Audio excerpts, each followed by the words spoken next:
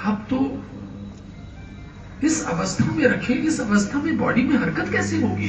जब आप आएंगे तो बॉडी तो फ्रीज है। मन के अंदर ये चल रहा है। कहते मैं ये अंदर महाराज जी कृपा करो, मेरे मन इतना भारी क्यों है? मैं साधना करके सोया, मेरे 15-20 मिनट बाद महाराज जी आ गए। तू क्यों चिंता करता है मेरी? मैं उस शरीर में नहीं आ सकता। क्यों नहीं आ सकता? वो चेतना कहां नहीं प्रकट हो सकती? मेरे लिए 5 तत्व क्या चीज है? कहते कि एक हाथ महाराज जी ने बड़ा सा आगे हाथ खड़ा कि ऐसा रखा सामने हथेली की, तो उस हथेली पर मैं वो देख रहा हूं कि महाराज जी लेटे हुए हैं उस अवस्था में, समाधि की अवस्था में। और कहते कि वो हाथ पीछे करके महाराज जी ने दूसरा हाथ आगे किया, उसमें महाराज जी हाथ पर साधना में बैठे हुए एकदम सुंदर रूप में। महाराज जी कहते मेरे लिए शरीर में विदेही हूं।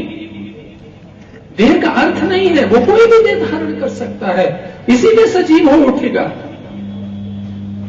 विश्वास बड़ी चीज होती है, साधक का विश्वास। हमारे विश्वास और धैर्य की परीक्षा है ये। अभी तो शुरू हुई है परीक्षा, कब तक चलेगी? वो कब लौटेंगे? अपने प्राणों से रक्त के बूंद के कतरे तक वो इंतजार करेंगे, क्योंकि वो बड़ा काम, बड़ा मिशन, क्योंकि उनके मुख से जो जो निकला है वो बहुत पूरा हो गया है, और बहुत ज्यादा जो पूरा होना है अभी, वो अपने मिशन को अधूरा छोड़ के थोड़ी जा सकते हैं। वो पूरा करना है और उन्होंने ही करना है। और यहां तक भी महाराज जी ने कितनों को दिखा दिया कि जब मैं आऊंगा तो क्या हश्र होगा, क्या हश्र होगा। वीरवार शाम की बात है, हम शुक्रवार चले गए, परसों शाम को ही मैं आया हूं। वीरवार शाम को आरती कर रहे थे नूरमहल के अंदर, 2nd फ्लोर पे। वहां सारे जो समर्पित सेवादार 24 घंटे की साधना चल रही है, दिन रात साधना चल रही, तो शाम को आरती करते हैं। तो आरती करे तो वहां एक सतनाम जी हैं, हमारे जो पब्लिकेशन डिपार्टमेंट को देख रहे हैं। वो मन के अंदर महाराज जी को याद कर रहे हैं, आरती भी कर रहे, याद कर रहे हैं, और 2nd फ्लोर से महाराज जी का पोर्शन दिख रहा हॉल की दूसरी तरफ। तो उधर ध्यान है कि महाराज जी आप कब आएंगे। इतनी में वो देखता कि छत के ऊपर महाराज जी सफेद कपड़ों में इतने विशाल रूप में ऐसे खड़े हैं, और वो हैरान हो गया कि ये क्या मैं देख रहा हूं। और इतने में देखा कि वो पूरा प्रकाश कुछ बन गया, इतना तेज प्रकाश कि सतनाम जी वहां आरती करते करते गिर गए। आदित्यनाथ जी खड़े थे, उन्होंने फटाफट उसको पकड़ा, पकड़ के एकदम लिटाया। 5 मिनट बाद आरती खत्म हुई, उन्होंने जब तक नॉर्मल हुआ कि क्या हुआ, सब ठीक ठाक है, नॉर्मल होने के बाद बताया कि मुझे इतनी तेज प्रकाश हुआ और मैंने देखा इतनी दुनिया खड़ी है बाहर, इतनी दुनिया बाहर, पब्लिक इतनी खड़ी है कि नूरमहल शहर नजर नहीं आता, दुनिया ही दुनिया नजर आती है, इतनी दुनिया है। और सच में जिस दिन उसने उठना है ना, तो हमें एक एक दिन के सत्संग की जरूरत नहीं पड़ेगी, खुशामद नहीं करनी होगी कि हफ्ते के हमने कथा करनी है, तुम्हें थोड़ी थोड़ी कलेक्शन दो। महाराज जी कहा करते थे ना, ये तो सेवा लगाते हैं। अगर कोई किसी के दर पे मांगने जाता तो मैं भेजता हूं कि तेरा कुछ कल्याण हो जाए। वो तो सर्व समर्थ दाता है, जिस दिन उसने अपना चक्कर घुमाना है ना, तो सारे चक्र सीधे कर देने हैं। और ये भी लीला कोई छोटी नहीं की उसने, ये भी खेल उसने ऐसा नहीं किया कि किसी की अक्ल में समझ में आ जाए कुछ, अक्ल से परे का खेल किया है। यहां डॉक्टर, आपको मालूम है कि जो डॉक्टर्स हैं उस वक्त, उस समय, वो कहते भैया हमें क्या मालूम समाधि क्या होती, हमारी तो पहुंच ही शरीर तक है, लेकिन भक्त आत्माएं होती। पूज्य भाव था उनका। और महाराज जी उस डॉक्टर को, जो मैक्स हॉस्पिटल का चंडीगढ़ का डॉक्टर है, महाराज जी 8वें दिन उसके विजन में है, वो भी बहुत प्यार करता है, बहुत यंग डायनामिक युवा है और बहुत स्नेहिल है। वो सच में कहूं वो सन्यासी इंसान है, मॉडर्न ड्रेस के अंदर। इतने अच्छे संस्कार है उस डॉक्टर के। डॉक्टर हरपाल, आपने टीवी में देखा होगा, बड़ा टीवी वालों ने उठाया था, तो डॉक्टर है, उसने तो अपनी स्टेटमेंट दे दी है, बहुत याद कर रहा है। और महाराज जी कहते कि तू हरपाल, तू चिंता क्यों करता है, तू मेरे वापस आने की चिंता मत कर, मुझे लौटना ही है, लेकिन मेरा मिशन है वो मैं पूरा करके आऊंगा। तब तक आप सब लोग इस देह का संरक्षण करना, ध्यान रखना इसका। तो महाराज जी कहते हैं कि मेरे को ना ठंड लग रही है, कंबल दे, शॉल है कोई? तो कहते मैं ना फटाफट उठा के महाराज जी आप ये ओढ़ लो। तो इसी टाइम डॉक्टर है ना, तो उसका फोन आया, भैया भैया प्लीज थोड़ा सा टेम्परेचर कम कर दो, महाराज जी को ठंड लग रही है। ये भाव है वक्त के, वो डॉक्टर हैं, ये भाव का विषय है, अक्ल का विषय नहीं है। अक्ल लगाओगे तो दुखी होगे, भाव लगाओगे तो खिल जाओगे, भर जाओगे। भक्ति है ये, व्यवहार नहीं है। व्यवहार में दिमाग लगाया जाता है, भक्ति में तो भावना लगाई जाती है। भक्ति भावना से समझ आती, दिमाग से समझ, अक्ल से समझ नहीं आती। इसलिए अपने श्रद्धा को, अपने विश्वास को इतना बढ़ा दो कि वो आने को मजबूर हो जाए। आना तो है, हम चाहते जल्दी आ जा, जल्दी आ जा, नहीं विरहा नहीं सही जाती।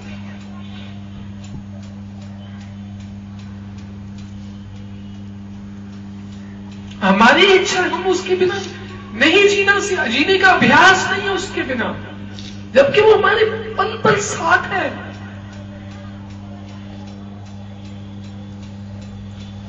लेकिन वो किसी विशेष कार्य के लिए, महान कार्य के लिए जो मानव नहीं कर सकता, उसके उस मिशन में है। महाराज जी किस किस को, मैं आपको कितना को सुनाऊं, अनुभवों के ग्रंथ बन जाएंगे जिस तरीके से लो। और वो अनुभव जो किसी ऐसे ही नहीं स्वीकार कर लिया जाते कि कोई झूठ मूठ ऐसे बोल दे, जो समझदार, डिवोटेड, वफादार, उसका भी इतिहास देखा जाता है, किसने अनुभव दिया है, उसकी लगन क्या है, उसकी साधना क्या है, उसका विश्वास क्या है, उसकी सेवा क्या है, उस व्यक्ति के अनुभव को ही विशेष स्थान दिया जाता है। क्योंकि गुरु तो जहां प्रेम है, जहां सेवा है, जहां साधना है, वहीं तो गुरु आएंगे। सच में सज्जनों, महाराज जी ने समाधि में जाकर भी एक एक व्यक्ति को संभाला है। मैं अपनी बात बताऊं, जिस दिन हम वहां गए और महाराज जी के चरणों में प्रणाम किया, महाराज जी को कभी हमने लेटे नहीं कभी देखा जिंदगी में, एक्टिव एक्शन में देखा है हमेशा। जीवन में पहली दफा लेटे देखा तो असहनीय था, क्योंकि सब रिश्ते हमारे खुशी से हैं। उसके बिना दुनिया में कुछ भी नहीं है, हमारे तो जीने का कोई अर्थ ही नहीं है। वो दिन एक ऐसी कठिन चुनौती थी, लेकिन अंदर से एक विश्वास था। ऐसे कैसे हो सकता महाराज जी, आप कैसे जा सकते हैं, ऐसा हो ही नहीं सकता। आपने तो बहुत कुछ कहा है, आपने तो जिंदों को, हम तो खुद अपने जीवन का एक इतिहास, खुद एक साक्षी हैं। हम तो मुर्दा इस दरबार में आए थे, हमारी जिंदगी तो उसने प्राण दिए हैं। 1992 से लेकर 1995 तक मैं बेड पे रहा हूं, एक जिंदा लाश की तरह मैंने अपने जीवन को आश्रम के अंदर जिया है। और जब मैंने जीने की उम्मीद छोड़ दी, तब मैंने महाराज जी से बहुत लड़ाई की। क्यों ना करूं, मेरी मां है, मैं सब कुछ तो उनके लिए छोड़ा। महाराज जी मैं ऐसे क्यों जी रहा हूं, मुझे नहीं जीना, मुझे कोई नया चोला दे दो, मैं इतने कष्ट में नहीं जी सकता। तो महाराज जी ने एक शब्द कहा था, तुम जिसे कष्ट कह रहे हो, तुम जो शिकायत कर रहे हो, इसे वरदान समझो, इसे प्रसाद समझो। ये कष्ट नहीं है, ये प्रसाद है। मैं तो ये चाहता हूं कि जो अनेक जन्मों में भोगना है, इसी जन्म में पूरा कर दूं, और तुम मुझे शिकायत कर रहे हो। चिंता मत करो, भी बहुत कुछ करना है। 1995 की बात है, आज 19 साल हो गए उस बात को। मैंने तो इतना सोचा ही नहीं था कि इतना जी पाऊंगा। जिस वक्त मेरा 35 किलो वजन रह गया था, दिल्ली के डॉक्टर डायग्नोज नहीं कर पाए थे कि मुझे बीमारी क्या है, और मेरी पीड़ा और दर्द असहनीय।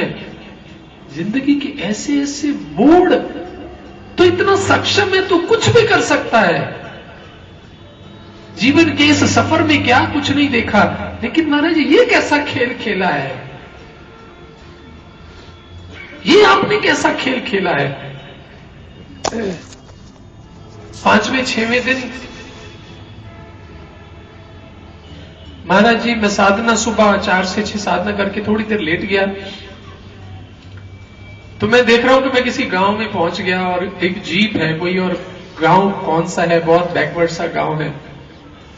और मैं उतर के अचानक देखा कि एक चौपाल पर महाराज जी एक कुर्सी लगा के और 15-20 महिलाएं बैठी हैं अलग अलग।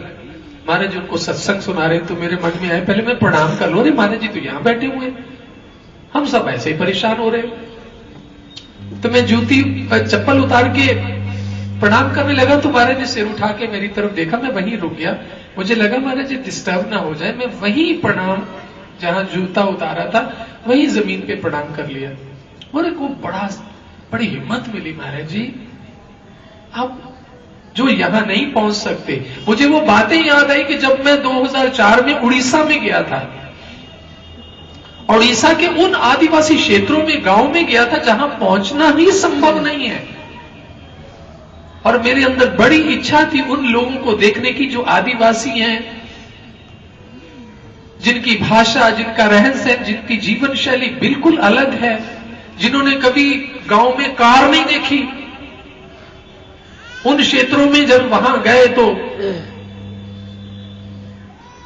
स्वामी प्रशांतानंद जी मेरे साथ, तो रास्ते के अंदर सारे खड्डे मिट्टी से भरे हुए। मैंने कहा कि ये तो ऐसे लगता है जो इसको अभी अभी भरा है। तो गांव जाकर पता लगा कि सारी रात वो लोग खड्डों को भरते रहे कि नहीं हमारे महाराज जी के शिष्य कोई आ रहे हैं।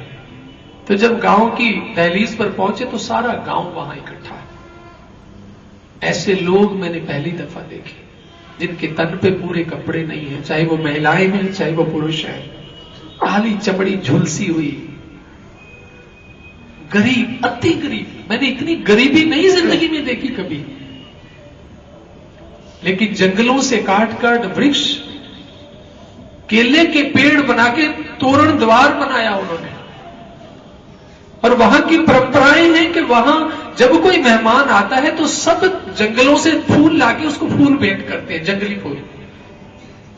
बच्चे, बूढ़े, जवान, औरतें, महिलाएं, सारा गांव स्वागत के लिए खड़ा है। और आदिवासी देखा बड़े बड़े ढोल और बड़े बड़े छैने होते जो ऐसे ऐसे करके बजाते हैं। गांव में से नाचते गाते अपनी भाषा में पूरे गांव का चक्कर लगाया। और मेरे लिए सपना था ये, मुझे नहीं समझ आ रहा वो क्या गा रहे हैं। और जिस दहलीज के सामने से आप गुजर रहे हैं वहां उन्होंने एक कलश रखा हुआ है, और जब आप निकलने लगते हैं आपको रोक दिया जाता है, वहां पानी ऐसे डाला जाता है कि इस रास्ते को हमने पवित्र कर दिया, अब आप आगे जाओ। हर दहलीज पर पानी डालेंगे वो। और मैंने उनकी कुछ झोंपड़ियों में जाकर, झुग्गियों में जाकर उनकी अवस्था देखी। मैंने कभी इतनी गरीबी नहीं देखी जीवन में।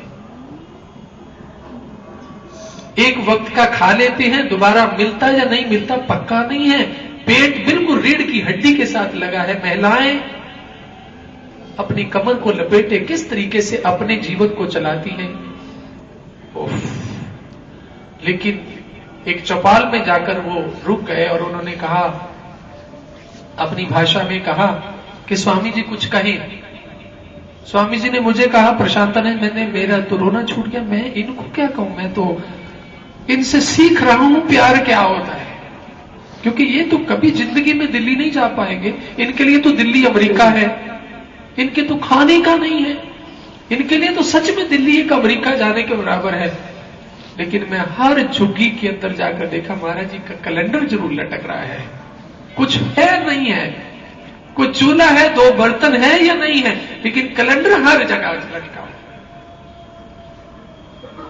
स्वामी जी ने कहा कि भैया आप 2 शब्द बोल दो, मैं उड़िया में ट्रांसलेट कर दूंगा, ये उनकी इच्छा। तो मैंने आंखें भरे गले भरे से यही कहा कि मैं आप से कुछ कहने नहीं, आपसे सीखने के लिए महाराज जी ने भेजा है। देख मेरे भक्त कैसे हैं, मुझे प्यार करने वाले कैसे, जो कभी आए नहीं, घंटों साधना करते हैं और वो लोग बताते कि हमें इतने अनुभव होते हैं, महाराज जी हमारे साथ नाचते हैं, महाराज जी हमारे घर में भोजन करते हैं, ऐसे ऐसे अनुभव।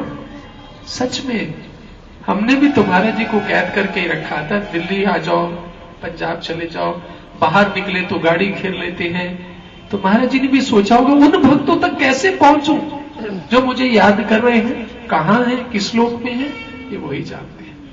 सज्जनों, वो प्यार का भूखा है, उसको कुछ नहीं चाहिए, प्रेम चाहिए, प्रेम, भाव चाहिए, भाव, व्यवहार नहीं चाहिए, भाव चाहिए, पवित्र भाव। इसलिए जब भी कोई महाराज जी के पास आकर अपनी संसारिक दुविधा, संसारिक परेशानी कोई बोलता है तो महाराज जी खिन्न हो जाते थे। महाराज जी कहते सब चौपट कर देते, अपने पुण्य खो देते हैं। क्या जी मुझे इंसान ही समझते हैं कि मुझे आगे बोलेंगे तो मुझे समझ आएगा? उन्हें तो आज की चिंता है, मुझे तो इनके कल की चिंता है। सच में अध्यात्म दिमाग से नहीं समझा जा सकता, गुरु को अकल से नहीं समझा जा सकता, तो प्रेम के वश में है, प्रेम के डोर से बंदे भगवान ने, वो तो भोले भालों की गिरफ्त में आ जाता है, उनका पानी भी भरता है, उनके खेतों में पानी भी देता है, लेकिन जो दिमाग से अकल से उसको समझ लेना चाहते उनके हाथ में नहीं आता। जिन प्रेम कियो तिन ही प्रभ पायो। सज्जनों, प्रेमियों, आप सभी बहुत निष्ठावान कार्यकर्ता हैं जिन्होंने महाराज जी के इस मिशन में अपना समय, तन, मन, धन सेवा में लगाया, काम करते हैं। मेरा कहना यही है, दुर्गम रास्ता है, बहुत मोड़ हैं, बहुत गलियां हैं, बहुत उतार चढ़ाव हैं, लेकिन जीवन की सार्थकता और जीवन की सफलता इस पर चलने से ही है। महाराज जी ने जो खेल खेला है, जो एक ऐसी घड़ी परीक्षा हमारे में डाली है, हम इसमें से निकल पाएंगे जब साधना करेंगे।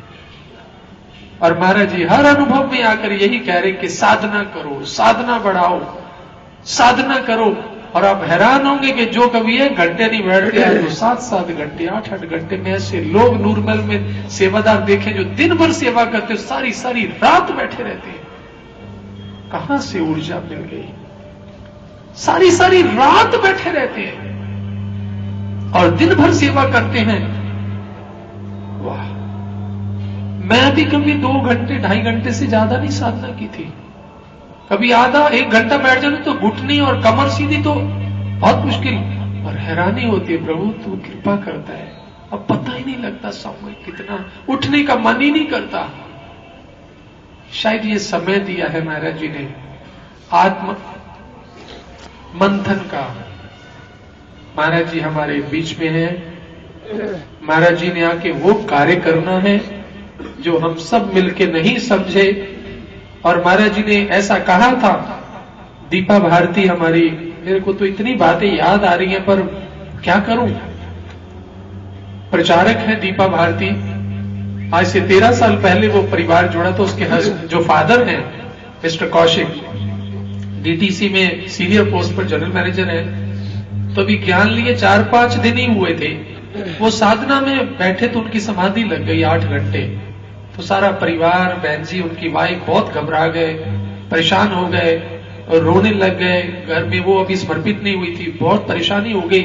तो बुलाया गया तो महाराज जी दिल्ली में थे, तो महाराज ने यादविंद्रानंद जी को भेजा, जाओ देखो क्या हुआ।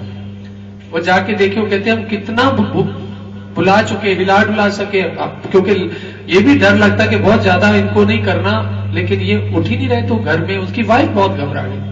तो यादविंद्रानंद जी ने प्रार्थना की, महाराज जी इनको निकालो, ये तो घर का सारी अभी अभी ज्ञान लिया, ये तो सब आसपास लोग भी हो जाएंगे। तो उन्होंने आवाज दी, 2 आवाजें दी, 3 दी, तो धीरे धीरे वो होश में आए। तो उन्होंने थोड़ी देर बाद उनको गाड़ी में बिठा के ले आए, पीतमपुरा भवन में ऊपर ले आए। महाराज जी ने फौरन अपने कमरे में बुला लिया। तब भी उनकी अवस्था उसी तरीके से थी, खूब सरूर में थे। महाराज जी के कमरे में बैठे महाराज जी ने एक बहुत बड़ा एप्पल दिया कि ये खा मेरे सामने।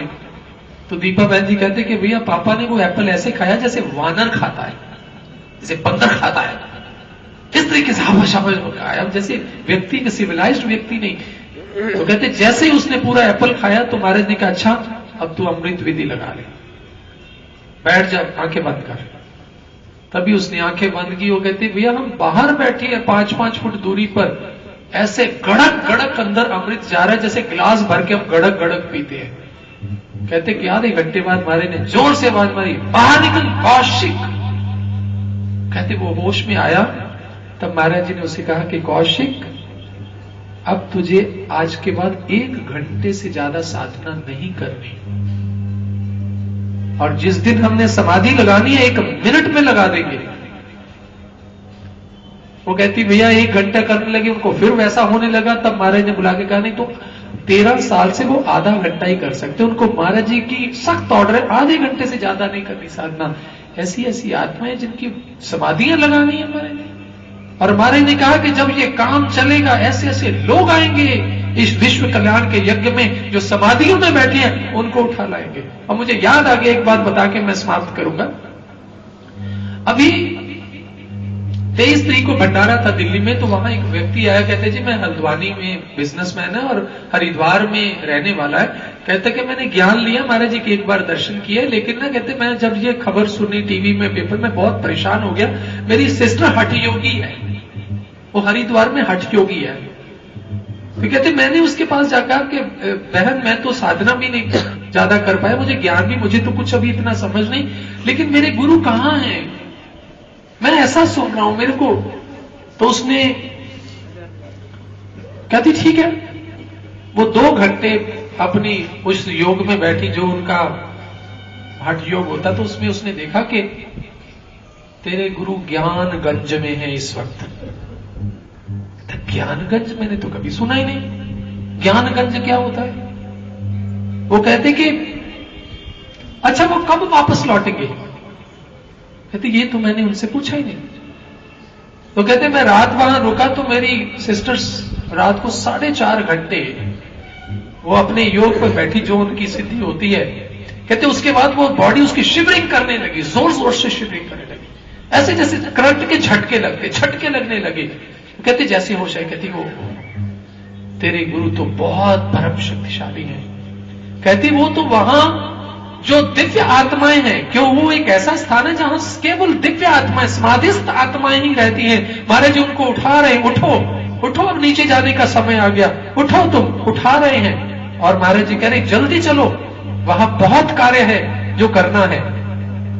तो जब उसने ये बताया तो उसे समझ नहीं है ज्ञानगंज क्या है, क्या चीज है, कुछ नहीं उसे समझ। उसने कहा भैया मेरी बहन है, लेकिन है तो हठ योगी है, लेकिन इस तरीके से उसने देखा। उसके बाद ज्ञानगंज पे इतनी रिसर्च हो गई है, और सच में बड़े शास्त्रों में, इंटरनेट पे बहुत बड़ी रिसर्च हुई है कि तिब्बत के अंदर है एक सीक्रेट स्पेस है ज्ञानगंज, जहां केवल दिव्य आत्माएं हैं जो समाधिस्थ है, 200-200 साल 400-400 साल जिनकी उम्र है। ऐसी दिव्य आत्माएं हैं जिनकी समाधियां लगी हैं कई सैकड़ों वर्षों से। वो दिव्य आत्मा ही उसमें प्रवेश कर सकती। उसकी बहन कहती मैं प्रवेश नहीं कर पाई, मैं बाहर से देख पाई तो मुझे झटके लगने लगे। और महाराज जी उनको उठा रहे हैं। ये सब चीजें नहीं समझ आ सकती। मैंने महाराज जी के एक दिन देखा कि महाराज जी ने मुझे ऊपर बुलाया। मुझे 2 अनुभव हुए अभी तक पिछले 1 महीने में। मैं ऊपर गया हूं, कमरे में जाके मैं प्रणाम करता हूं तो मुझे एज ए रूटीन जाता हूं, लेकिन जब मैं सिर उठाता हूं तो मैं देखता हूं महाराज जी की धोती घुटनों से ऊपर है, सफेद वस्त्र पहने हैं। महाराज जी के पूरे घुटने काले हुए हुए, पूरे काले, पैर भी मोटे मोटे हो रहे लेकिन काले, कोहनियां भी काली हो रही है, और हाथ की स्किन भी जैसे हार्ड स्किन हो जाती है ऐसे ऐसे। तो मुझे अचानक देख के याद आता महाराज जी आप तो समाधि में थे। हाँ, मैं उसी वक्त रोने लगता हूं, महाराज जी आप कहां चले गए थे, आप ऐसा कैसे हो गया। मैं महाराज जी के शरीर को छू छू के देख रहा हूं, महाराज ये कैसे हो गया, ये क्यों हो गया। तो महाराज जी कोई एक सेवादार है, वो कोई लोशन लगा रहा है स्किन के ऊपर, और महाराज जी हंस रहे हैं मुझे देखे, मैं रो रहा हूं और बोले जा रहा हूं। मेरे साथ एक और स्वामी जी हैं जो अरविंदानंद जी नूरमहल में वो बैठे हुए, वो भी हंस रहे हैं। तो महाराज जी जमीन पे बैठ जाते हैं, कहते हैं अरविंदानंद जरा वेइंग मशीन लेके आ, मैं देखूं मेरा कितना वजन कम हो गया। मेरी नींद खुल जाती है। वो साधना करके लेटा था। मैंने सबको उन्होंने संभाला भी है। इसलिए सज्जनों मेरी आप सभी से यही की है, सब कुछ सच सामने आना है। आपके धैर्य की परीक्षा, कमजोर नहीं समझना। आज जिनको बोलने का मौका मिलना बोलने दो। यही लोग आपको ढूंढेंगे, पीछे घूमेंगे आपके, क्षमा याचना करेंगे आपसे, क्योंकि निष्काम मिशन, आपने निष्काम सेवा की है। आप महाराज जी की आज्ञा में चले हैं, लेकिन प्रार्थना है कि साधना बढ़ाओ। हर व्यक्ति कम से कम, आज के समय की पुकार है, कम से कम 3 घंटे तो जरूर साधना करे। कितना भी व्यस्त है, वो नींद की कटौती करे, वो टेलीविजन देखना बंद करे, वो अखबार पढ़ना बंद करे। जीवन में ये प्राथमिकता नहीं है आज उसके। आज मानवता के कल्याण के लिए आपकी साधना का आधार चाहिए महाराज जी को। वो ऊर्जा चाहिए, वो शक्ति चाहिए, सहयोग चाहिए,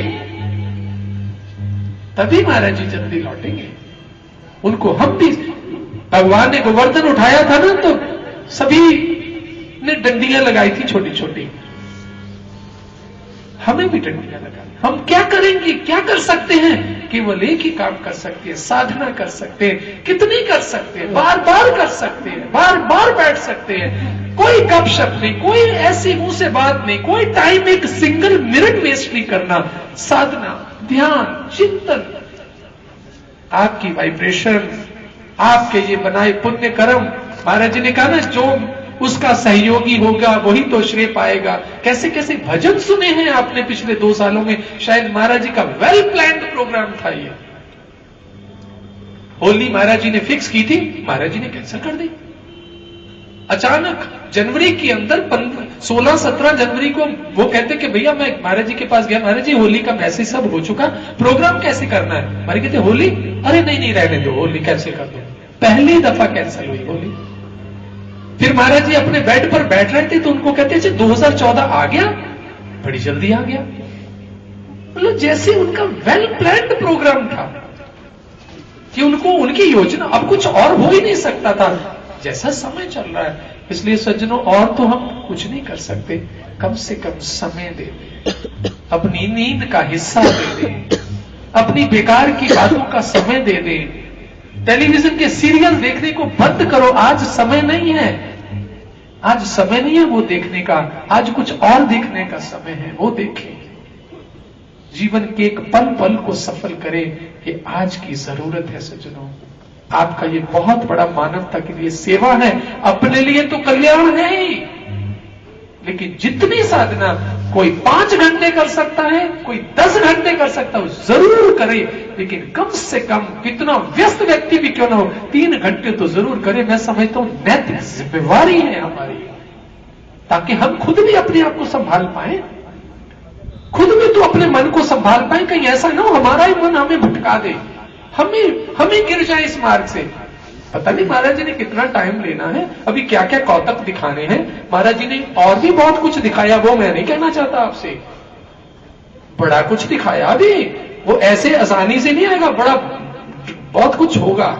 दुनिया को संदेश जाएगा, संसार झुकेगा, लेकिन उससे पहले हिलाया जाएगा। ऐसे नहीं हल्का हल्का शांति से वो किया, शांति से आ जाएगा, ऐसा नहीं होगा। लेकिन तब तक कम से कम हम खुद तो स्थिर रख पाए अपने आप को। हमारे लिए, अपने लिए साधना बहुत जरूरी है। और कुछ समय ज्यादा कर सकते तो उस कंट्रीब्यूशन के लिए कि मेरे समय का हिस्सा कुछ प्रभु के उस मिशन में भी लग जाए। इसलिए सज्जनों, प्रेमियों, बहुत कम समय, 3 दिन 4 दिन का स्टे है और बहुत सारे महीने भर के काम है। लेकिन मेरे मन में था कि आज संडे है, महाराज जी प्रेरणा देने वाले हैं, हम तो कैसे सोच सकते कि हम कुछ सोचते हैं या करते हैं। तो कल बहन जी को एकदम फोन किया, बहन जी क्या प्रोग्राम हो कल का? फिर मैं कहा रात को 8 बजे फोन मैं करूंगा, पता नहीं क्या कल की व्यवस्था। लेकिन आदित्य जी चंडीगढ़ गए हैं। मैंने उनसे कहा मेरी पता नहीं अंदर से ऐसे हो रहा है कि मैं मार के आऊं चक्कर। कहते कि ये बना लो, देख लो अगर सेटल हो सकता। तो आज संडे और कोई प्रोग्राम नहीं, मैंने सत्संग के बाद सत्संग से हम वहां से सीधे निकले, आपसे बातें करें। पता नहीं कोई महाराज जी की इंस्पिरेशन है, किसकी पुकार है, कौन क्या है, कुछ नहीं पता। ये ऐसा गोरख धंधा है, कुछ अकल में समझ नहीं आ सकता। लेकिन यही समझते जो करा रहा है वो करा रहा है, सब उसके करने से होता है, नहीं तो घर के 4 लोग नहीं संभलते। इतना बड़ा मिशन महाराज जी ने कैसे संगठित किया है, कितने जोश में है, पूरे देश के अंदर सारी ब्रांचेस फंक्शनिंग में है। हमारी बहनें कितने जोश में, कितना बल ताकत महाराज जी ने दी है कि जगह जगह जाकर वो समझा रही है।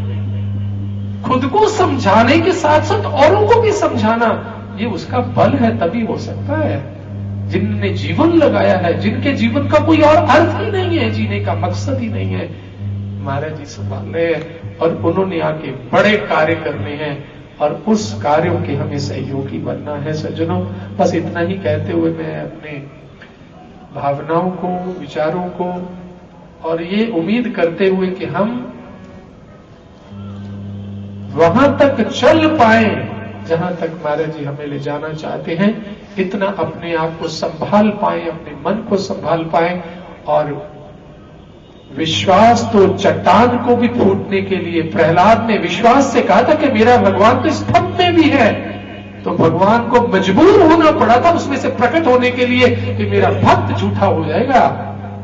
तो उस स्तंभ में से भी नरसिंह के रूप में भगवान प्रकट हो गए थे। एक भक्त की उस भावना को देखे, भावना इतनी शक्तिशाली होती है और उस भावना को बल देने के लिए साधना बढ़ाओ ताकि हमारी भावना इतनी मजबूत और स्ट्रांग हो सके। इसलिए सज्जनों, बहुत समय मैंने लिया और एक संतोष सा हो रहा है कि महाराज जी की याद आ रही है। और महाराज जी का जो संदेश है, जब कोई चीज होती है ना, तब हम तो अपने आप को एक पत्थर दिल समझते हैं कि हमें कभी रोना नहीं आता है। कैसे लोग महाराज जी के प्रेम में याद करके रोते हैं, हमें तो कभी रोना नहीं आता। लेकिन आज महसूस हो रहा है बिछोड़ा क्या होता है।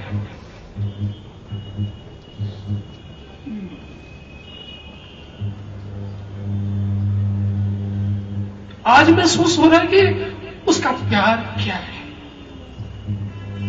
उसकी कोई रिप्लेसमेंट नहीं है, उसका स्थान कोई नहीं, दुनिया की सर्वस्व संसार नहीं दे सकता है। उसके क्षण भर के प्रेम को वो इतना पवित्र है। बस विरहा विरहा आखिए विरहा तू सुल्तान, जिस तन विरहा न उपजे सो तन जान मसान। वो जीवन भी एक शमशान है जहां विरहा नहीं उपजती, और विरहा देने के लिए शायद हम जैसे पत्थर लोगों को भी उसने आंखों में आंसू क्या चीज होती है सिखा दी, लेकिन बल में कमी नहीं आने दी, हिम्मत में कमी नहीं आने दी। जोश है, सच प्रकट होके रहेगा, इस दुनिया को बताएगा वो सच क्या है। और महाराज जी ने जो शब्द कही हैं, जो पूर्ण होनी है, वो स्वयं पूर्ण करेंगे, क्योंकि कोई और कर ही नहीं सकता। इसलिए इस विश्वास के साथ हम महाराज जी के श्री चरणों में प्रणाम करते हैं। अपनी याद की, इन चिंतन की पलों को भी हम उनको ही भेंट करते हैं और ये प्रार्थना करते हैं महाराज जी हमारा हृदय हमेशा आपके चरणों में ऐसा ही, हमारे ऐसे मन की अवस्था कर दे कि हमें तेरी याद आए, किसी और की याद ना आए। तो ऐसा बना दे हमें, ऐसा कर दे हमें, ऐसी भाव को लेते हुए बोलिए सतगुरु महाराज की सच्चे दरबार की जय। बहुत भाव से परिपूर्ण और हम सभी के हृदय को एक अटल विश्वास प्रदान करने वाले, धैर्य देने वाले, गुरु महाराज जी की कृपा से इन सुंदर विचारों को हम सभी ने सुना है और निस्संदेह भक्तजनों, गुरुदेव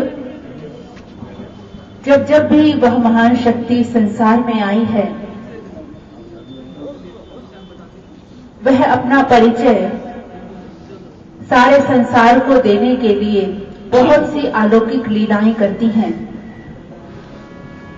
और उसी स्थिति के बीच वह स्वयं का परिचय तो देती ही है, साथ ही अपने भक्तों का परिचय भी समाज को देती है।